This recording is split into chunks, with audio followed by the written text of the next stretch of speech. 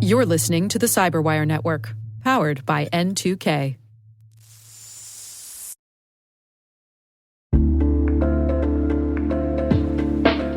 And now, a word from our sponsor, SpyCloud, the cybercrime analytics leader. SpyCloud disrupts cybercrime by telling you what criminals know about your business and your customers, so you can take action to prevent ransomware, session hijacking, account takeover, and online fraud. SpyCloud constantly recaptures and analyzes new data from the criminal underground, including credentials, session cookies, and PII siphoned from malware-infected devices. With knowledge of the specific exposed data criminals have in hand from InfoStealer malware on managed and unmanaged devices, security teams can respond with a more efficient and effective process called post-infection remediation that fits seamlessly into existing incident response frameworks.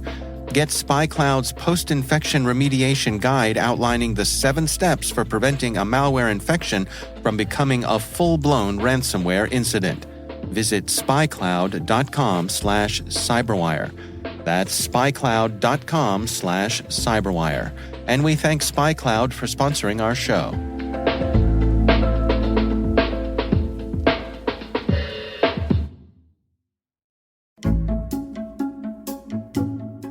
This is Dick Clarke. I'm the CEO of Good Harbor Security Risk Management.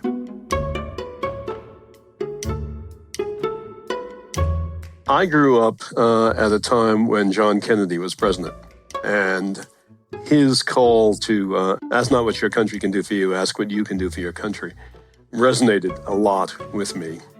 And so I think from the very beginning, I wanted to serve in government, to serve in the federal government. I remember going to the White House as a kid, standing outside and saying to my father, I'm going to work there.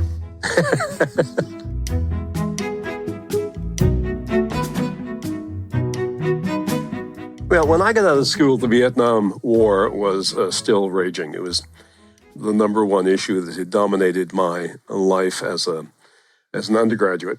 And I made a counterintuitive response to that. I decided I wanted to go work in the Pentagon.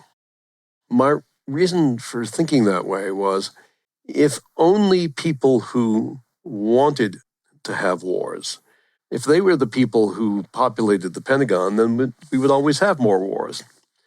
But if we had people who believed in alternatives to war, it might make a difference 20 years later.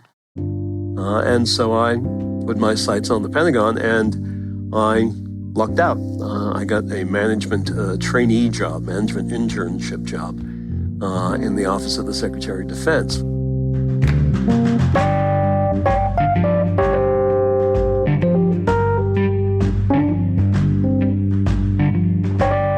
I got to the White House from the State Department. I'd been an assistant secretary.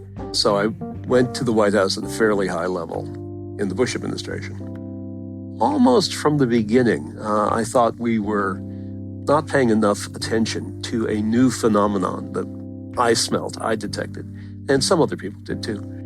And that phenomenon turned out to have a name, and that name was Al-Qaeda.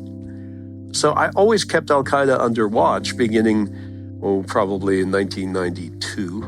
In 1997, they added to my portfolio this new thing called cybersecurity.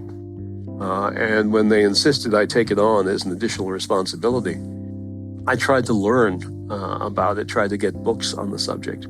And there really were not any good books then that were an introduction to the topic.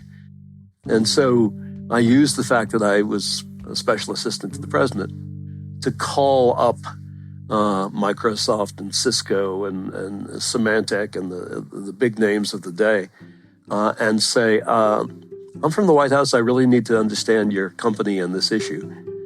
So I want to meet with Bill Gates. I want to meet with John Chambers. And that worked.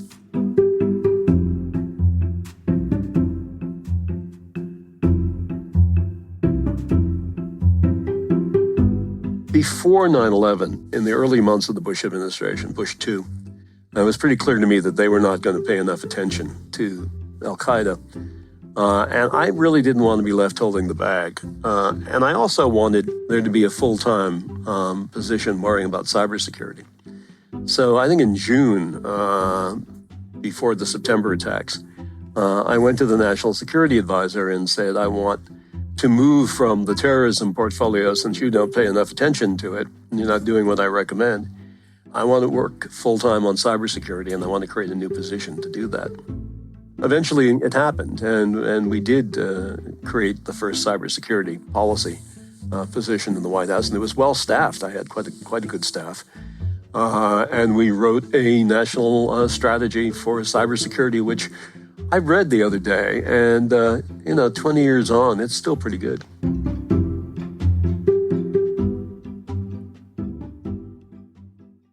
My job is one of being a consultant, but it's a consultant to a diverse group of things.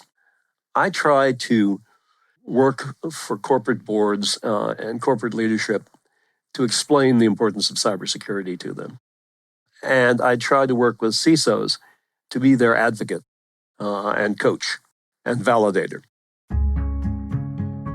When I started in cybersecurity looking for that book, that would be the good introduction, it didn't exist. And when I started looking for university courses, they didn't exist. And so I wrote the book. And I got a lot of universities to start the courses. I got a lot of federal money to help universities start cyber programs. So a lot of what I wanted to learn then, one couldn't easily learn then, and can much more easily learn now.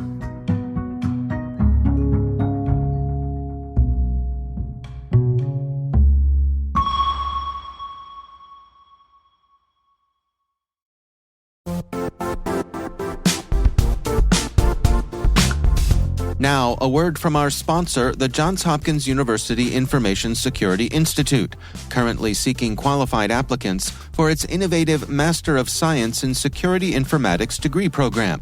Study alongside world-class interdisciplinary experts and gain unparalleled educational, research, and professional experience in information security and assurance. Interested U.S. citizens should consider the National Science Foundation's CyberCore Scholarship for Service program, which covers tuition and a $6,000 annual professional development allowance, as well as providing a $37,000 additional annual stipend. Apply for the scholarship and the fall semester by March 1st. Learn more at cs.jhu.edu/MSSI.